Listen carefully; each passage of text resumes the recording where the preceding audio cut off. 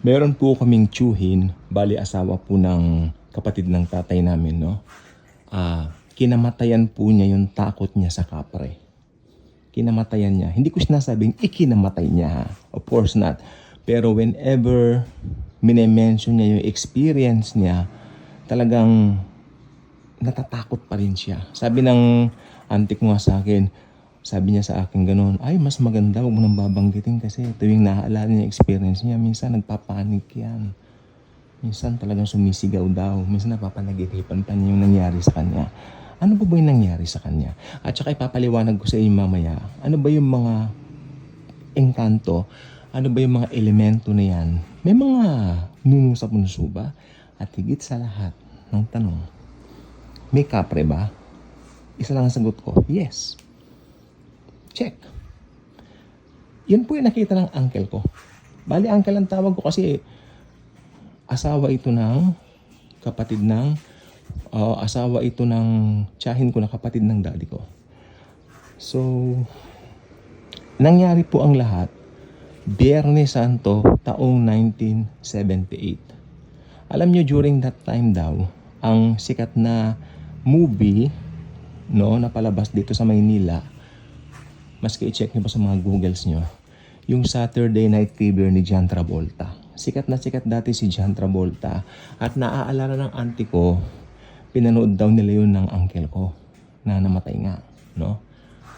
At sabi nila, dahil sa sobrang sikat nung pelikula, syempre hindi maiiwasan pati yung mga kanta roon. Sikat yung Stayin' Alive, How Deep Is Your Love, If I Can't Have You, More Than a Woman, at saka syempre yung yung Saturday Night Fever na kanta.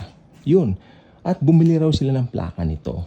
Ayun. Nung pagbili raw nila ng plaka, lagi nilang pinapatugtog. At nangyari, nung hapon ng Biyernes Santo, nung hapon daw ng Biyernes Santo, nagpapatugtog daw sila ng plaka o yung sa taas ng kwarto. Ang kwarto kasi doon po sa itaas, wherein nakabukas yung bintana, makinig po mabuti ha, tapos may atis at saka bayabas. Magkatabi po yung mga puno, matataas po sila. So, yung auntie ko naman daw, nanonood ng mga palabas na pangmahal na araw sa baba. Oo, kasi nandun yung TV sa baba. Tapos sa uncle ko, nagpapatugtog lang, mahina lang naman daw, nagpapatugtog siya ng yung Stayin' Alive, no? So, nag-relax lang. Tapos, all of a sudden, lumabas daw yung kapre, tanghaling tapat, nakatingin sa kanya. Ang naaalala lang daw niya, nung nakita niya yung kapre, natulala siya hanggang pumanik yung auntie ko. Tinawag siya ng auntie ko. Pagkatapos, nung lumingon siya sa auntie ko, binalik niya yung, may kapre. Kanya raw. Nasaan ka ng auntie ko? Pagtingin niya dun, wala na yung kapre. At tinanong ng auntie ko, namamalik mata ka lang? Hindi. Tapos nakita niya na pinapawisan ng malamig yung tiyuhin ko.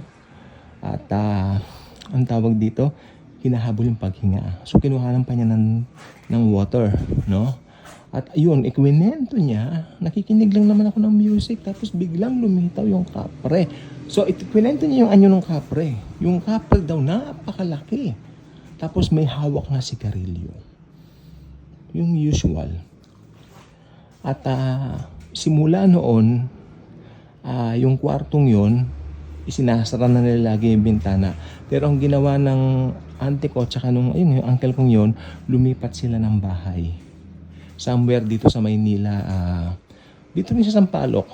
Pero malayo doon sa dating, ayaw ko na sabihin yung street, baka mamaya sabihin niyo may mga maligno ron. No, wala pong pero ang mga maligno kahit saan nandoon po yan.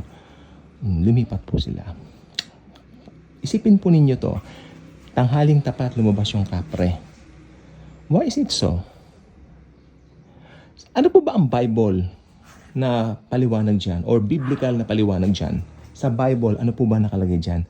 Tungkol sa mga evil spirits. Ang mga evil spirits may kakayanang gumaya ng mga elemento na pinaniniwalaan ng tao. Sa Bible, wala tayong mababasang kapre. Maski balibalig ta rin yung mga Biblia ninyo. walang nakalagay na kapre sa Bible. Pero, merong familiar spirits.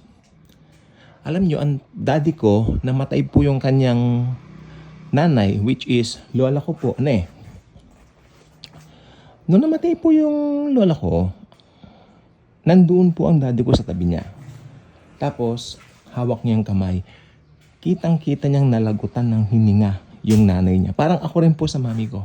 Kitang-kita kong namatay ang mami ko po.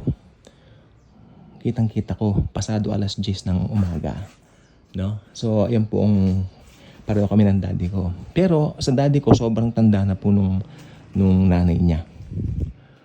Alam niya, pumikit na yung mata ng nanay niya, pahinga ka nanay. Kinis niya yung nanay niya. Pagkatapos, all of a sudden, paglingon niya, nakita niya, nakatingin ang nanay niya sa kanya, nakangiti raw.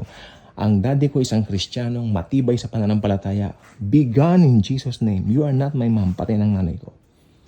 Dahil ang daddy ko, alam niya, pag namatay ng isang tao, kung tumanggap kay Jesucristo, pupunta ng langit. Kung nag-reject kay Jesucristo, pupunta ng impyerno. There's no in-between. Walang purgatorio, walang anything. Walang purging. Imbento po yung doktrinang yan. Sa Bible lang po tayo. Ngayon, halimbawa, ang familiar spirit, may kakayanan po silang gumaya ng mga taong namatay na. I mean yung anyo. Kaya nilang gayahin ito. Kasi ako po, ang sabi ng daddy ko sa akin, one time, ako ay pagod na pagod at umuwi dito sa bahay. At umiga sa kwarto ko. Pero ano na yon, umuwi akong 5:30, humihiga muna kasi ako bago manood ng TV, bago maligo, ganun. So, humiga muna ako, nakatulog naman daw ako. At nakita niya yung lalaki, matanda, na nakabarong, nakadungaw daw, tinitignan ako habang natutulog ako. Kaya ang sabi ng daddy ko, familiar spirit yon. Alam mo kung sinong ginagaya? Yung lolo mong namatay na tatay ng mami ko.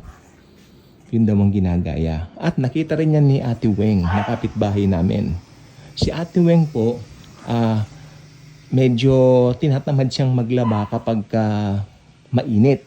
So she decided that day na yung mga kinulan niya ay banlawan niya ng gabi. O doon na rin siya magsasampay. Naisipan niya gawin yun 10:00 ng gabi. Habang nagbabanlaw daw siya, may nakita siyang matandang nakatayo doon sa may gripo kami sa labas nakatayo daw doon. Kinabukasan sinabi niya sa akin, "Uy, may bisita pala kayong matanda. Nakita ko nakabarong pa nga eh." Ako ay nagtaka. That's impossible, sabi ko. Sa ngayon, 3 lang kami dito sa bahay. Ano? Ay nang ganoon. Kasi nakita ko matanda talaga. Talagang ini-insist ni Ate Weng, matanda. Ang sabi ko nga may bisita kayo eh. Simula noon si Ate Weng, sabi niya maski mainit, maglalaban ako ng umaga. Tsaka may araw. Dahil doon sa pangyayaring yon. So, ito po, may mga familiar spirits po talaga all over. Nasa Bible po yan. Biblical po yan. Kasi ang mga familiar spirits, mga evil spirits yan.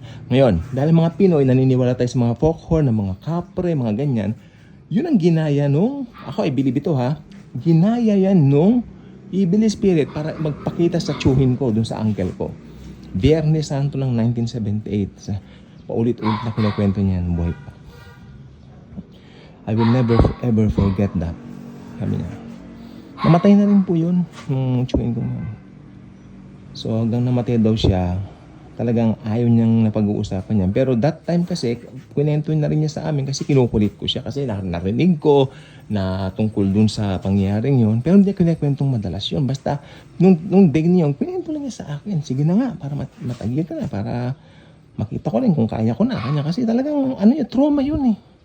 That's a trauma for me, but I will tell you the whole story. And if you ask so, kanya, yes, of course. Pero pagkatapos niya kwento sa akin, nakita ko parang namumula siya, parang kinakabahan siya. Sabi ko naman, ibang bahay na po kayo. Wala na kayo doon sa street na yan. So, yeah. Kasi yung street po na yon, yun po ay ancestral house po yun ng mga ninuno namin. Kaya sabi ko, kung ganyan ang labanan, sabi ko doon sa uncle ko ewan ko lang kung nakinig sa akin, dapat po talaga tanggapin niyo na si Jesus Christ. as Lord and Savior. Kasi hindi po sila born again. Yung uncle kong yun, sila po matandang relihiyon. Alam niyo po ba niyo? No, I will never say the exact religion. Matandang religion, doon po siya. Naniniwala sa mga ritual, mga ganyan. Yan po mga evil spirit. Hindi, kapre yun, kanya sa akin. So, yun. Ayaw niyang maniwala na familiar spirit. Basta kapre daw yun, nakita niya kapre. Hindi, wow. Nakita talaga niya. May kapre, yes. Pero evil spirit yun na nag-anyong kapre. Okay? So, kayo, alam niyo po may mga Kristiyano na bukas din ng third eye. Hindi niyo ba alam yun? Meron po yan. May third eye talaga. Kasi gift po yan eh. Gift po talaga yan. Okay? So, gusto ko lang po sabihin, kung na kay Jesus na po tayo, pinalaya na po tayo sa mga takot, sa mga ganyan. Kung may nakita kayo, i-rebuke nyo in Jesus' name. Do not entertain it. Kahit pa kamukhang-kamukha nung asawa ninyong namatay o kamukhang-kamukha ng pinakamamahal yung tatay na nanay nyo. Halimbawa, ng mga yumaon na tapos nakita nyo, hindi po sila yon. Nag-aan yung ganun lang para linlangin kayo. So again, gusto ko pong sabihin, may mga evil spirits at sila yung mga familiar spirits. So subscribe na dito, share the wonderful love of Jesus always. Bye-bye.